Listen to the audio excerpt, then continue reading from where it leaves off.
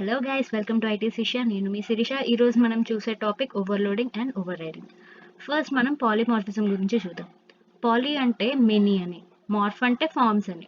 So polymorphism concept అనేది ఒక same entity different సిచ్యువేషన్స్లో డిఫరెంట్ ఆపరేషన్స్ పర్ఫామ్ చేయగలదు అని ఆ కాన్సెప్ట్ ఉంటుంది అనమాట. ద సేమ్ ఎంటిటీ అంటే ఏమైనా అవ్వచ్చు, మెథడ్ కానీ, ఆపరేటర్ కానీ, ఆబ్జెక్ట్ లేదా function. The same entity can perform different operations in different scenarios. మనకి టూ టైప్స్ ఆఫ్ పాలిమార్ఫిజం ఉంది, compile time polymorphism and run time polymorphism. Overloading అనేది కంపైల్ టైంలోకి వెళ్తుంది అండ్ ఓవర్ రైడింగ్ అనేది రన్ టైంలోకి. ఎందుకు, ఎలా అనేది చూద్దాం. ఓవర్లోడింగ్, ఇప్పుడు మనం పాలిమార్ఫిజం అంటే same name but many forms అన్న కాన్సెప్ట్ కదా ఫాలో అవుతుంది. సో ఓవర్లోడింగ్లోని సేమ్ నేమ్ ఉంటుంది, కానీ డిఫరెన్స్ ఎక్కడొస్తుంది, మనం పిలిచే పద్ధతి బట్టి అది ఏ వర్క్ చేయాలో చెప్తుంది అనమాట. పిలివడం అంటే ఫంక్షన్ కాల్స్ ఉన్నాయి కదా. ఇప్పుడు మనం ప్రోగ్రాంలోని ఇక్కడ చూడండి, యాడ్ అని 2 ఇంటిజర్స్ పాస్ చేసాం ఆర్గ్యుమెంట్స్గా, ఇక్కడ 2 ఫ్లోట్ నెంబర్స్ పాస్ చేసాం, ఇక్కడ 3 ఇంటిజర్స్ పాస్ చేసాం. సో ఇక్కడ నెంబర్ ఆఫ్ పారామీటర్స్ లేదా డేటా టైప్స్ ఆఫ్ పారామీటర్స్ బట్టి దాని వర్క్ మారుతుంది. ఇదే ఓవర్లోడింగ్ అంటే. Overloading is used to have same name functions which behave differently depending upon parameters passed to them. నేనేమంటానంటే, ఆకలేసిన వాడు అమ్మా అని ఒక రకంగా అంటాడు, ఎదురు దెబ్బ తగిలిన వాడు అమ్మా అని ఒక రకంగా అంటాడు. దీని అడ్వాంటేజెస్ ఏంటంటే, it increases readability. It provides multiple definitions of the function by changing number of parameters or data type of parameters. So first మనం ఫంక్షన్ ఓవర్లోడింగ్ ఎగ్జాంపుల్ చూద్దాం. నేను ఇక్కడ ఆన్లైన్ కంపైలర్ వాడుతున్నాను, onlinegdb.comలోని C++ కంపైలర్. ఈ ప్రోగ్రాంలో మనం వాల్యూమ్ కంప్యూట్ చేస్తున్నాము. ఇక్కడ మనం చూసినట్టయితే 3 ఫంక్షన్ డిక్లరేషన్స్ ఉన్నాయి. ఈ మూడిట్లోని వాల్యూమ్ అనే ఫంక్షన్ నేమ్ సేమే, కానీ దాని రిటర్న్ టైప్ వేరు. ఒకటి ఇంట్ ఉంది, ఇంకోటి డబుల్, ఇంకోటి లాంగ్, అండ్ అలాగే దాని పారామీటర్స్ కూడా డిఫరెంట్ ఉన్నాయి. సో ఇది ఫంక్షన్ ఓవర్లోడింగ్. ఇక్కడ చూడండి డెఫినేషన్స్, అవే ఫంక్షన్స్ ఒక డెఫినేషన్స్ చూస్తే, సింగిల్ ఇంటిజర్ పాస్ చేసిన వాల్యూమ్ ఫంక్షన్ అనేది క్యూబ్ ఒక వాల్యూమ్. సో క్యూబ్ వాల్యూమ్ మనం ఎస్ క్యూబ్ కదా, ఎస్ క్యూబ్ని రిటర్న్ చేస్తున్నాం. ఇది ఒక సిలిండర్ వాల్యూమ్ కంప్యూట్ చేసే ఫంక్షన్. థర్డ్ వాల్యూమ్ ఫంక్షన్ చూస్తే ఇందులోని ఎల్బిహెచ్ పాస్ చేస్తున్నాం, అంటే length, breadth and height of a cuboid. Cuboid volume function LBH కదా, సో ఇక్కడ మనం ఎల్బిహెచ్ని రిటర్న్ చేస్తున్నాం. ఇక్కడ మెయిన్ ఫంక్షన్లో చూస్తే మనం వాల్యూమ్ ఫంక్షన్ని కాల్ చేస్తున్నాం డిఫరెంట్ పారామీటర్స్ పాస్ చేసి. సో ఇప్పుడు దీని అవుట్పుట్ చూడండి ఎలా ఉంటుందో.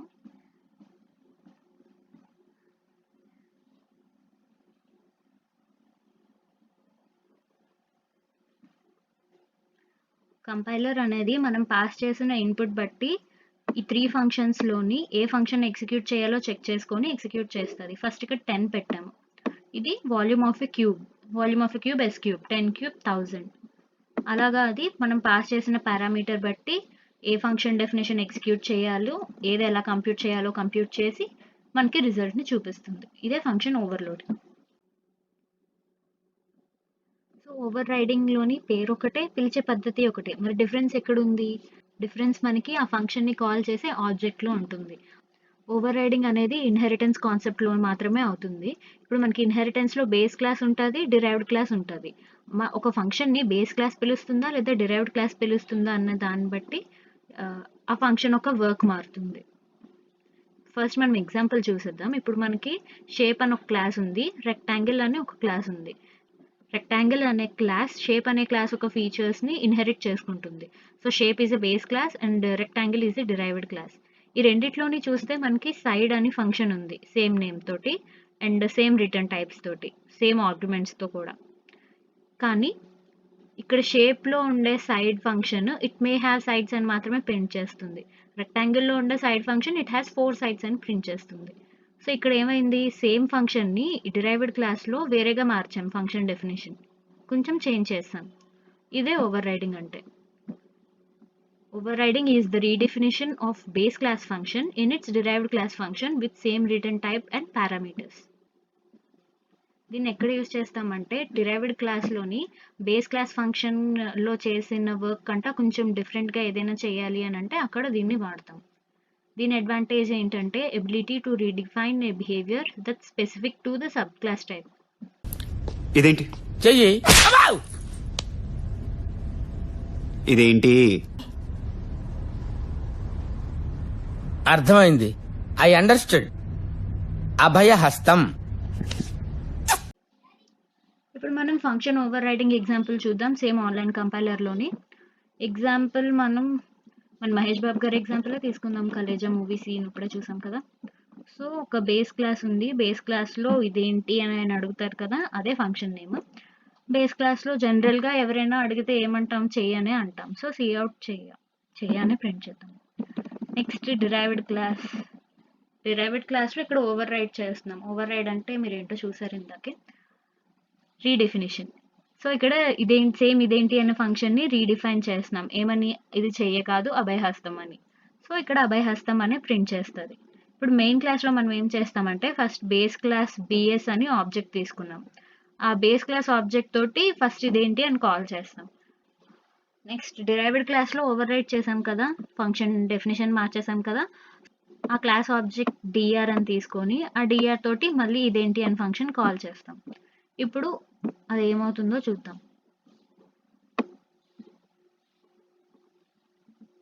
ఫస్ట్ బేస్ క్లాస్ నుండి కాల్ చేస్తే చెయ్యి అనే ప్రింట్ అయింది. నెక్స్ట్ ఆఫ్టర్ ఓవర్ రైడింగ్ అంటే డిరైవ్డ్ క్లాస్లో డెఫినేషన్ మార్చాం కదా, ఆ డిరైవ్డ్ క్లాస్ ఆబ్జెక్ట్ నుండి మనం సేమ్ ఈ ఫంక్షన్ని కాల్ చేస్తే దాని డెఫినేషన్ మారిపోయింది. ఇదే ఓవర్ రైడింగ్.